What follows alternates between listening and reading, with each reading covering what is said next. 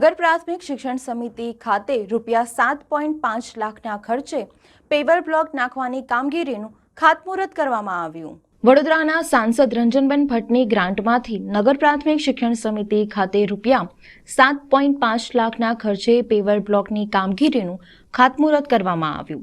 વર્ષોથી નગર પ્રાથમિક શિક્ષણ સમિતિના પ્રાંગણમાં ઉબડખાબડના કારણે ભણતા વિદ્યાર્થીઓને હાલાકી પડતી હોય છે, જેને લઈને નગર પ્રાથમિક શિક્ષણ સમિતિના અધ્યક્ષ દ્વારા વડોદરાના સાંસદને રજૂઆત કરવામાં આવી હતી, જેને લઈને સાંસદના ગ્રાન્ટમાંથી ₹7.5 લાખના ખર્ચે આજે ગાંધી નિર્માણ દિન નિમિત્તે ખાતમુહૂર્ત કરવામાં આવ્યું હતું। આ ખાતમુહૂર્તમાં નગર પ્રાથમિક શિક્ષણ સમિતિના શિક્ષકો અને સભ્યો ઉપસ્થિત રહ્યા હતા। વડોદરા શહેરના માન્ય સાંસદ શ્રીમતી રંજનબેન ભટ્ટના અનુદાનમાંથી નગર પ્રાથમિક શિક્ષણ સમિતિની વડી કચેરી ખાતે આશરે 7.5 લાખના કામનું ખાતમુહૂર્ત કરવામાં આવેલું છે।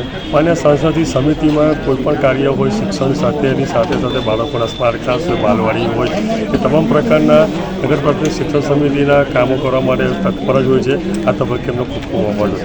માનનીય વડોદરાના લોકપ્રિય સાંસદ શ્રી રંજનબેન ભટ્ટ વખતો વખત નગર પ્રાથમિક શિક્ષણ સમિતિ એમના બાળકો અને એમના વિકાસની હર હંમેશ ચિંતા કરતા હોય છે।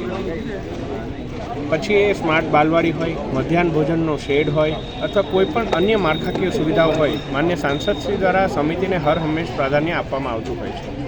એના જ ભાગરૂપે આજે 8 લાખથી વધારેના ખર્ચે માન્ય અધ્યક્ષશ્રીના હસ્તે આજે મધ્યસ્થ કચેરી ખાતે પેવર બ્લોક નાખવાનું કામનું ખાતમુહૂર્ત કરવામાં આવ્યું।